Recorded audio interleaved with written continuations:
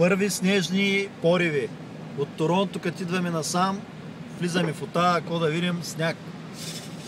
Той сега вали, ама не знам дали се вижда. По-малко е сега. По-малко е.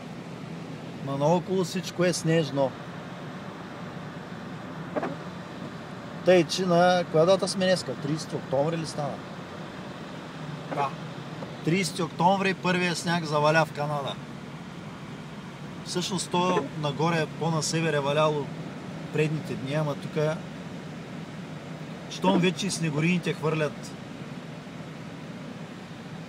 сол, работа е на заземяване. Ма пък е красиво, де. Я гледай какви борчета има покрити с сняг.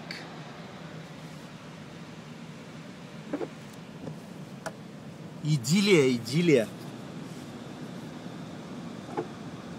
Идиотилия. Идиотилия.